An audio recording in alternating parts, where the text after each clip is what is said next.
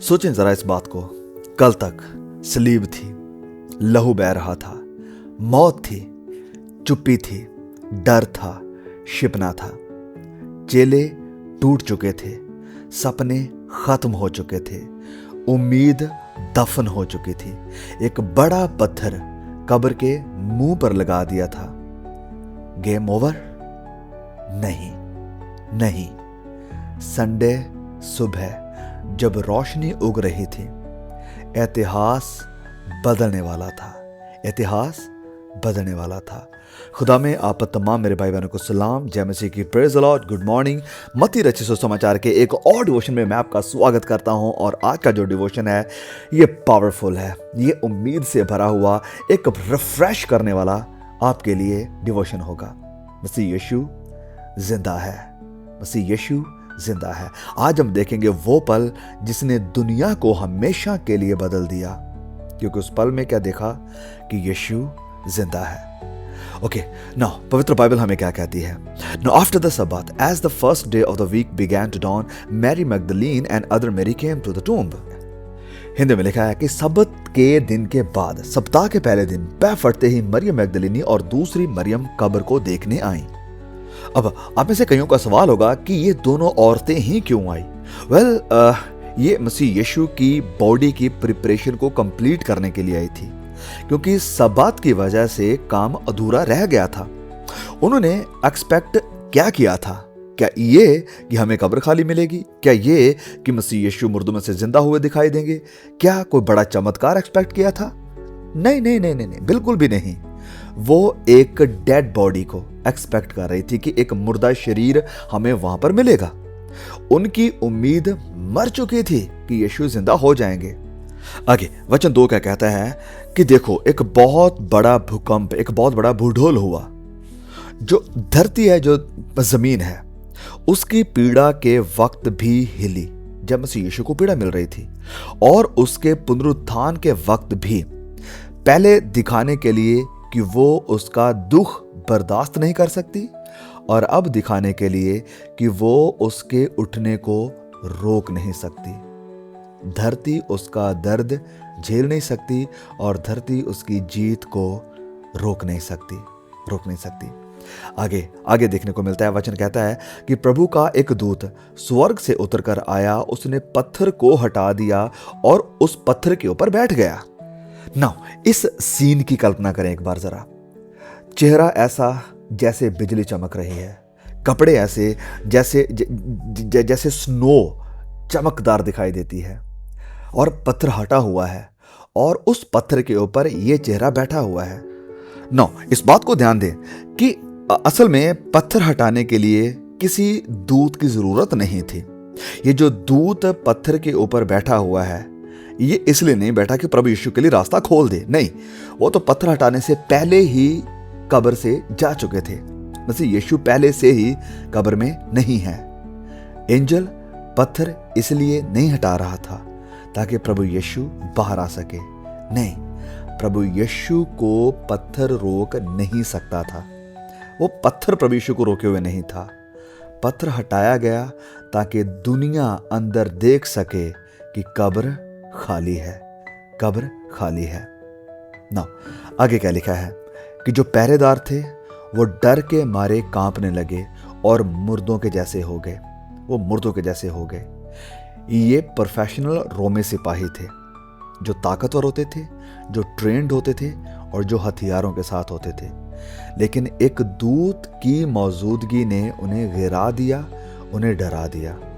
प्रभु के दास चार्ल्स स्पर्जन कहते हैं कि उसने ना तो तलवार निकाली और ना ही पहरेदारों से कुछ कहा, लेकिन उसकी पवित्रता की उपस्थिति ने ही कठोर सैनिकों को डरा दिया, हिला दिया। पाप को रेज़रेक्शन डरा देता है, गुनाह को जी उठा मसीह डरा देता है। नो, आगे क्या देखने को मिलता है कि ये जो दूत है वो इन औरतों से कहता है, डरो मत, मुझे पता है तुम उस यीशु को ढूंढ रही हो जो क्रूस पर चढ़ाया गया था। फिर वो लाइन जो इतिहास बदल देती है वो ये थी कि वो यहां नहीं है क्योंकि वो जी उठा है, जैसे उसने कहा था, जैसे उसने वायदा किया था, जैसे उसने भविष्यवाणी करी थी। ही इज नॉट हियर, वो यहां नहीं है। कोई और कब्र पर जाओ, बॉडी मिलेगी। दाऊद की कब्र है, अबशालोम की कब्र है, लेकिन यीशु की कब्र वो यहां नहीं है, वो यहां नहीं है। बाइबल में कुछ लोग पहले भी जिंदा हुए थे, एक विधवा का बेटा लाजरस भी, लेकिन वो रेजरेक्शन नहीं था, वो पुनरुत्थान होना नहीं था, वो रिससिटेशन था, वो दोबारा उनके अंदर सांसों का आ जाना था। वो सेम बॉडी में, उसी शरीर में वापस आ गए थे और फिर दोबारा वो मरे भी थे। लेकिन ये जो पुनरुत्थान हुआ है, ये जो रेजरेक्शन हुआ है, ये क्या है? यहां पर एक नया महिमा पाया हुआ शरीर है, इटर्नल लाइफ के लिए परफेक्ट बॉडी, एक ऐसा शरीर जो अनंत जिंदगी के लिए संपूर्ण है, परफेक्ट है। प्रभु यीशु पहले थे जिनका पुनरुत्थान हुआ। और एक और पावरफुल सच्चाई मैं आपके सामने रखना चाहता हूं, प्रभु यीशु अभी भी जिंदा है। यस, वो अभी भी जिंदा है। वो सिर्फ जिंदा हुए नहीं, वो आज भी राज्य कर रहे हैं, शासन कर रहे हैं। ओके, आगे लिखा है, और देखो उस जगह को जहां मसीह यीशु को लेटाया था, रखा था। पत्थर यीशु को बाहर निकालने के लिए नहीं हटाया गया था, पत्थर हटाया गया था ताकि लोग देख सकें।